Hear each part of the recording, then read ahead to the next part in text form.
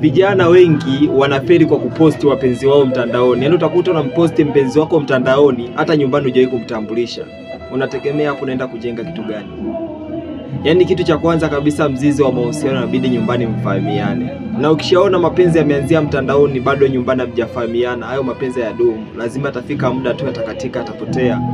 Ndio ile unaenda kutengeneza detail na data mbaya sana kwenye maisha yako, kwa sababu hata mahusiano mengine utakayokuja kuyatengeneza baadaye, yule mpenzi wako atakayekuja akija akaangalia data zako zote mtandaoni akakukuta ni mtu ambaye ulishawahi kuwa na mahusiano na Fatuma na Zari na John, Aisha, nani, hawezi kuishi na wewe kwa amani, sababu atakuwa anajua tayari hawa watu wote tayari alishaishi nao, hawa watu wote tayari anawajua, anawafahamu kiundani zaidi. Kwa inabidi tujihadhari sana. Unapokuwa na mahusiano usiyatangaze sana mtandaoni. Mahusiano ni mahusiano na mke ni mke.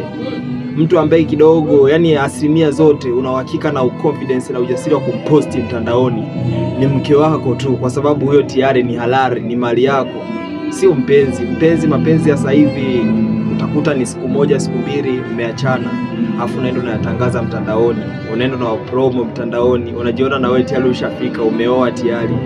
Hicho kitu inabidi kama kijana uwe nacho makini sana. Chukua tahadhari.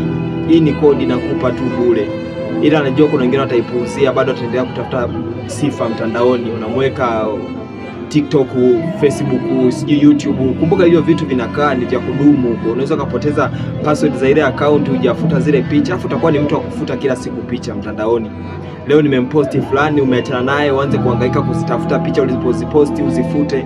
Hasa hizo zinakuwa ni vitu ambavyo haviwezekani, ni possible. Ndio maana uweze kukuta star mkubwa labda anayejitafuta anaposti mahusiano yake mtandaoni ovyo ovyo bila sababu yoyote. Lazima anaposti kwa ajili ya kazi, sio anaposti kwa ajili ya kujipromo, kujisifu kwamba mimi na mahusiano na mpenzi mzuri na nini. Hicho kitu ni possible. Karne sasa hivi iko nyuma, yani mambo sasa hivi yako mbele na muda. Inatakiwa jitahidi kabisa ufanye kitu ambacho nakijua mwenyewe kwamba faida zake ni zipi na hasara zake ni zipi. Unapataje ujasiri wa kumposti mpenzi wakati hata wenye wake hawaposti? Mtu ana mke hamposti mke wake, afu wewe ni mpenzi tunamposti mtandaoni watu tumuone. Kwanza kitendo cha kumposti pale, tukianza kucomment pale matusi, tayari tuko na wavuruga. Tukianza kuambia kwamba huyo mtu amuendani, tayari tushawavuruga mahusiano yenu. Lazima ujiongeze, tumia akili my brother, my sister, use brain.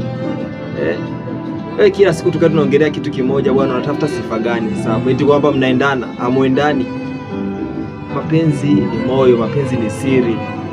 Pendaneni nyie, inatosha. Mambo mengine hayo yaacheni. Mambo ya digital haya yalisharibia watu wengi sana. Yalisharibu mahusiano mengi sana. Kwa inabidi uwe nao makini sana.